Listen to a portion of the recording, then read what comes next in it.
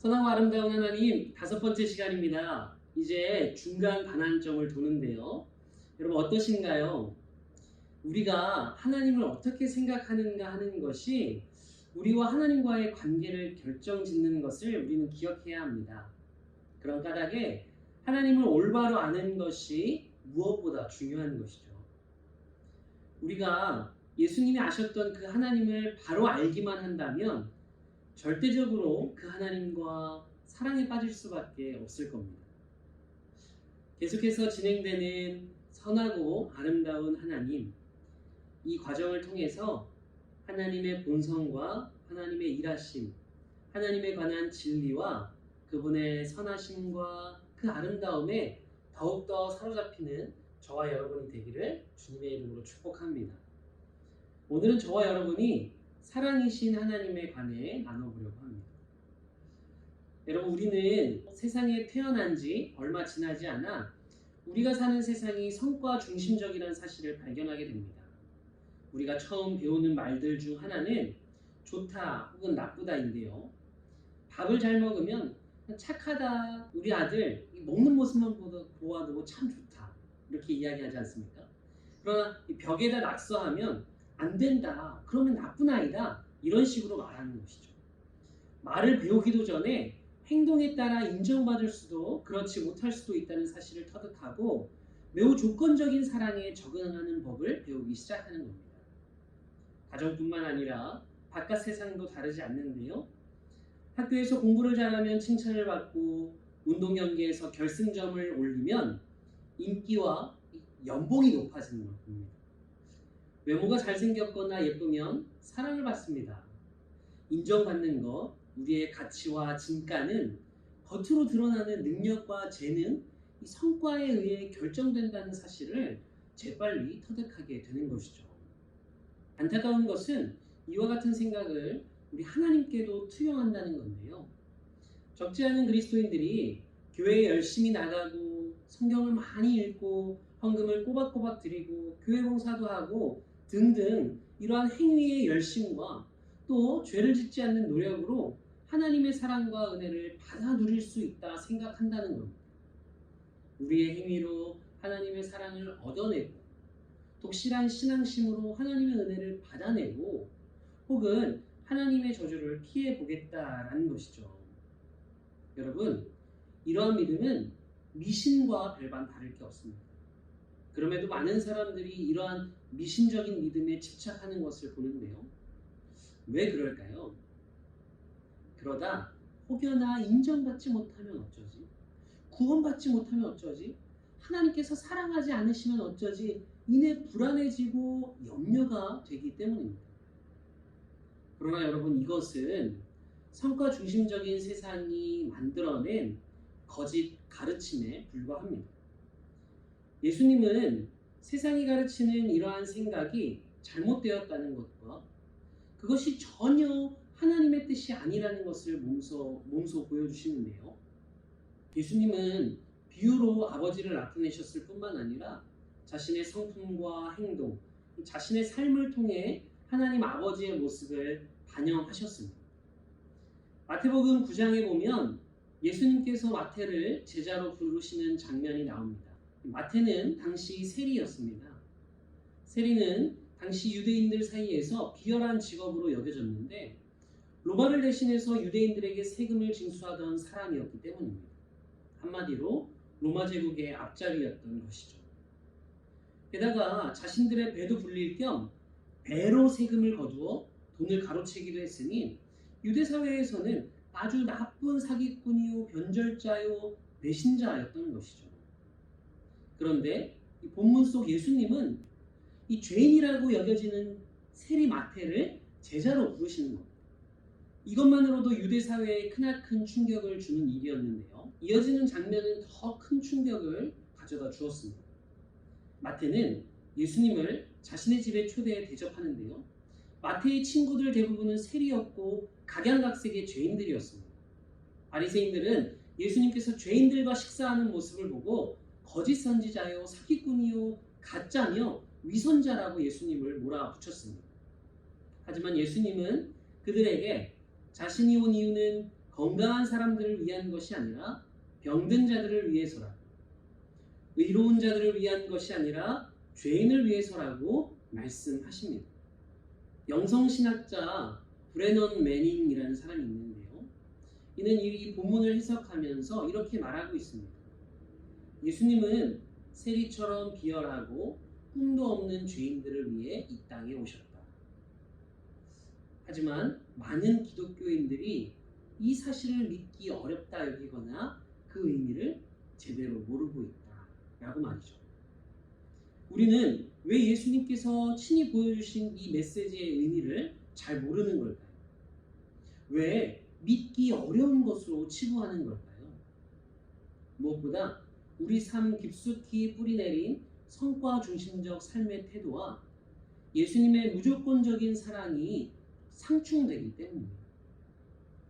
예수님께서 말과 행동으로 보여주신 하나님의 사랑은 그들을 있는 모습 그대로 받아주는 사랑입니다. 어떻게 하면 사랑해 주실까 하는 조건부 사랑이 아니었습니다. 하나님의 이러한 무조건적인 사랑을 잘 표현해 놓은 비유 말씀이 있는데요. 바로 돌아온 탕자 이야기입니다. 우리가 알고 있는 탕자 이야기는 사실 탕자 아버지의 사랑 이야기로 불러야 맞는데요. 방탕하다는 말 뜻대로 정작 무모하게 나누고 베푼 사람은 배은망덕한 아들에게 재산을 물려주고 그 아들이 돌아올 때 사랑으로 받아준 그 아버지이기 때문입니다. 이야기 속 작은 아들은 아버지를 떠나 독립할 수 있도록 유산을 미리 분배해 달라 합니다. 아버지는 아들의 말대로 유산을 나눠줍니다. 작은 아들은 전 재산을 허랑방탕하게 사용하고 결국 빈털터리가 되고 맙니다. 겨우 구한 일자리가 돼지를 먹이는 일이었는데 돼지들이 먹는 먹이를 먹다가 결국 탈이 납니다. 그리고는 자기 아버지 집에서 일하는 품꾼이 자기 신세보다 나을 것이라고 생각하고 아버지에게 자기를 품꾼의 하나로 보라고 매달려야겠다며 계획을 세운 뒤 집으로 돌아옵니다. 그리고 이야기는 매우 놀라운 반전을 보여줍니다. 누가복음 15장 20절 말씀입니다. 아직도 거리가 먼데 아버지가 그를 보고 측은히 여겨 달려가 목을 안고 입을 맞추니. 아멘. 이 아버지는 매일매일 아들이 돌아오기를 기다렸습니다. 그러다가 아들이 돌아오는 모습을 보고 측은히 여깁니다. 이 짧은 구절은 하나님의 마음과 성품을 그대로 반영해 주고 있는데요. 하나님은 결코 저질러서는 안 되는 최악의 잘못을 저질렀을 때에도 여전히 긍휼이 가득한 마음으로 측은하게 우리를 바라보신다는 겁니다. 아버지는 아들을 부둥켜 안아줍니다. 그리고 용서의 표시로 입을 맞추고 집으로 데려다 잔치를 베풉니다. 종에게 명하여 좋은 옷과 반지와 신발을 가져오게 합니다. 이는 아들로서의 권리 회복을 의미합니다. 아들의 지위가 온전히 회복된 겁니다. 작은 아들은 잃은 것이 아무것도 없었습니다. 그러나 그에게는 그것들을 누릴 자격이 전혀 없었습니다. 그 아버지는 당연히 아들의 결정 때문에 마음 아팠을 겁니다. 아버지는 아들의 허랑방탕한 삶을 묵과하지도 인정하지도 않았습니다. 어떤 아버지든지 그가 좋은 아버지라면 작은 아들의 이러한 행동에 화를 냈을 겁니다. 하지만 예수님은 우리가 짓는 최고의 악행도 우리를 향한 하나님의 사랑이나 우리를 기다리시는 아버지의 마음을 결코 막지 못한다고 말씀하고 계신 겁니다. 이 비유는 죄인이 어떻게 구원을 받는가에 대한 이야기가 아니라 죄인까지도 기꺼이 사랑하시는 하나님의 사랑 이야기라고 할 수 있습니다. 이 본문에 대해 한 가지 더 생각해 보아야 할 것이 있는데요. 예수님께서 이 이야기를 누구에게 들려주시고 계신가 하는 겁니다. 예수님은 지금 자신이 죄인들과 함께 식사를 했다고 비난하는 사람들, 비판하는 사람들, 즉 이 바리새인들과 서기관들을 향해 이 이야기를 들려주고 계시는 건데요. 이 비유의 직접적인 대상은 학대받고 억압받는 사람들이나 소외된 계층의 사람들이 아니라 하나님의 파격적이고 무조건적인 사랑을 그대로 받아들이지 못하는 정직하고 종교적인 열심을 품은 사람들이었다는 겁니다. 이야기 속의 큰 아들의 모습이 바로 이들의 모습을 나타내는데요. 다른 사람들과 자기 자신조차도 조건 없이 사랑하는 하나님의 모습에 불편함을 느끼는 사람들입니다. 잔치가 벌어지고 있을 때 큰 아들은 들판에서 일하고 있었습니다. 그가 집으로 돌아오자 동생을 위한 잔치가 벌어졌다는 사실을 알게 됩니다. 그래서 아버지에게 불평합니다. 큰 아들이 화를 낼 만합니다. 자신은 아버지에게 결코 불효한 적이 없었습니다. 집안의 재산을 축낸 적도 이기적으로 군 적도 없습니다. 하지만 동생은 어떻습니까? 불효막심한 삶을 살았는데도 지금 온 가족이 나서서 돌아온 영웅 대접을 하고 있지 않습니까?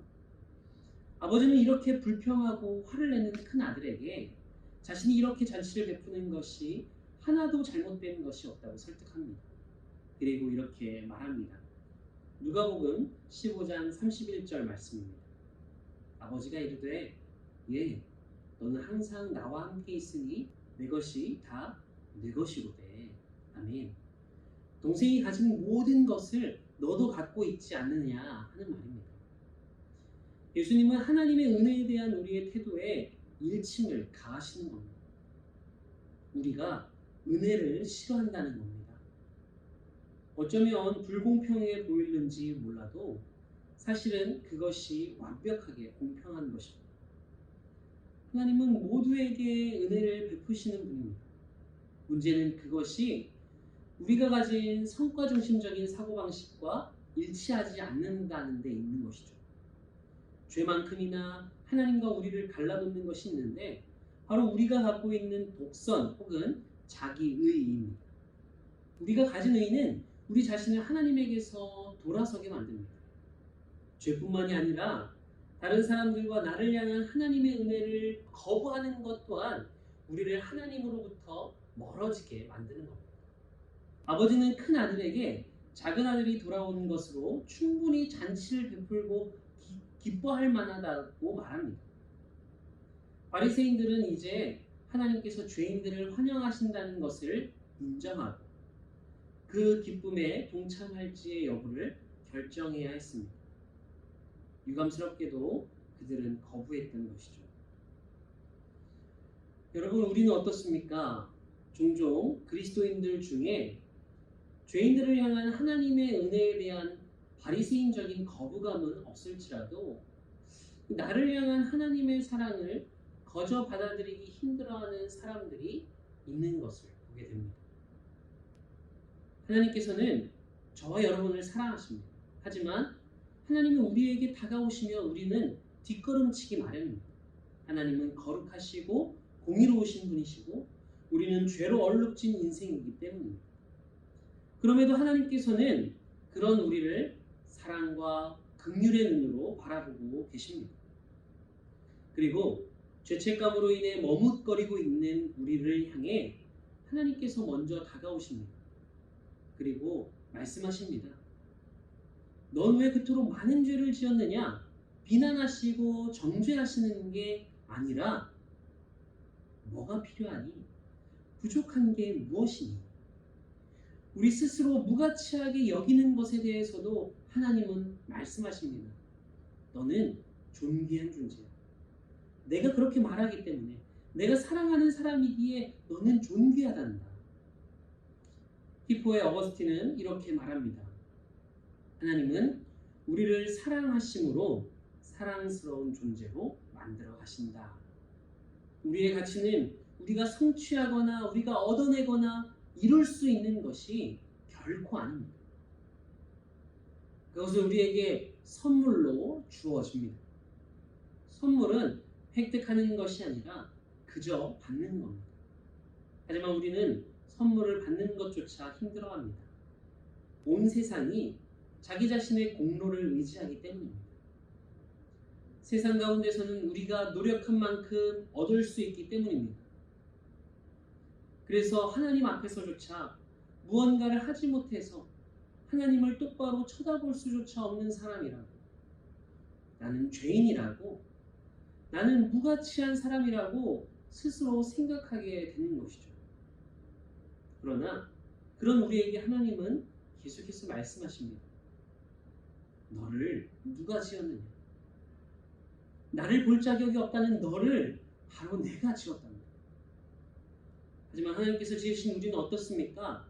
죄와 허물로, 문제로, 연약함으로 우리 스스로를 더럽혔습니다. 그렇게 죄에 합당한 자리에서 처벌을 받아야 한다 생각하게 됩니다. 다시 죄책감과 정죄감에 사로잡히고 마는 것이죠. 그러나 이때에도 하나님께서 말씀하십니다. 내 말이 틀리진 않았다. 너는 실패자다. 그리고 너는 분명히 너의 죄에 응하는 벌을 받아 마땅하다. 하지만 예수가, 내 아들이 모든 책임을 졌단다. 너의 모든 수치를, 너의 모든 죄악을 거두었기 때문에 더 이상 내게는 그 수치가, 그 죄악이 남아있지 않단다. 때로는 사람들이 하나님의 사랑에 대해 이야기할 때 정의와 상관없이, 우리의 죄와는 상관없이 하나님이 우리를 사랑하시는 것처럼 말할 때가 있습니다. 그렇지 않습니다. 우리는 실제로 죄인이 맞습니다. 그리고 그 값은 사망입니다. 하지만 하나님의 아들 예수 그리스도가 우리의 모든 죄의 대가를 대신 치르셨습니다. 우리의 모든 죄를 십자가에 못 박았습니다. 예수님이 우리를 대신해서 심판을 받으셨습니다.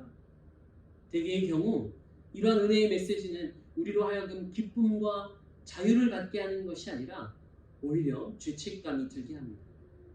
예수님의 십자가를 생각할 때마다 적지 않은 사람들이 예수님이 나를 살리셨군요. 죄송합니다. 앞으로 더 잘하겠습니다. 더 열심히 노력해서 더 잘하도록 하겠습니다.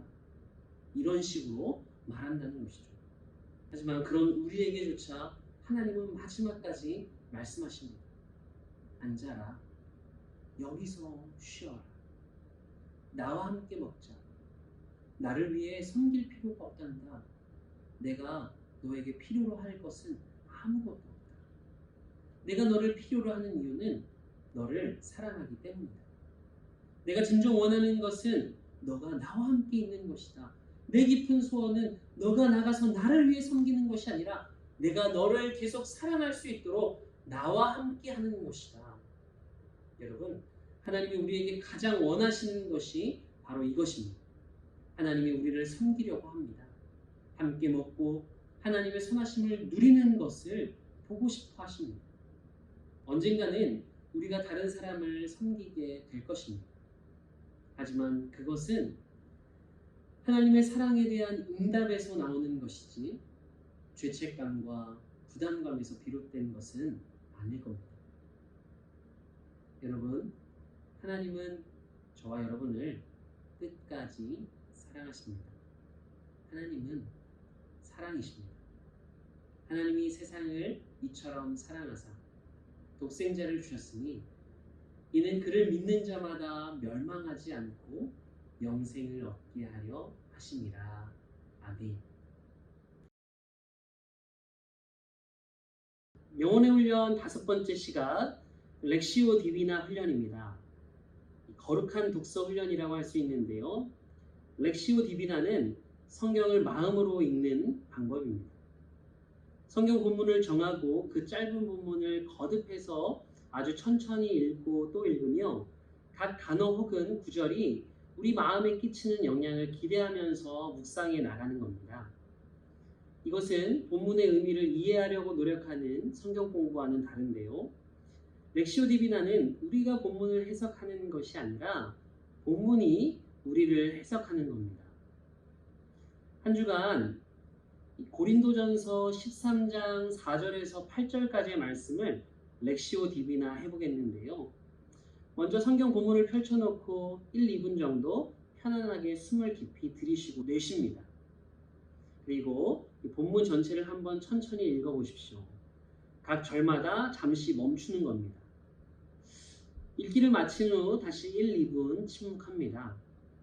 이제 두 번째로 본문을 읽는데 각 절마다 잠시 멈추어가며 다시 한번 천천히 읽으십시오. 이번에는 멈추는 시간을 길게 잡고 어떤 특별한 단어나 구절이 마음에 와닿는지 주의를 기울이며 읽는 겁니다.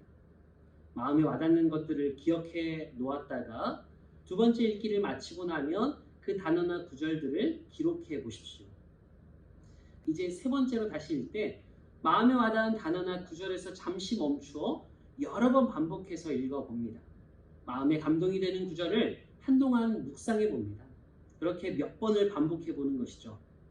붙잡은 단어들이 생각이나 추억 혹은 생각나는 다른 구절과 서로 부딪히며 교감할 수 있게 해 보십시오.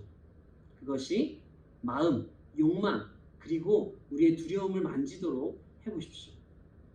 하나님이 내게 특별하게 말씀하시고자 하는 것이 무엇인가 묻기 시작해 보십시오.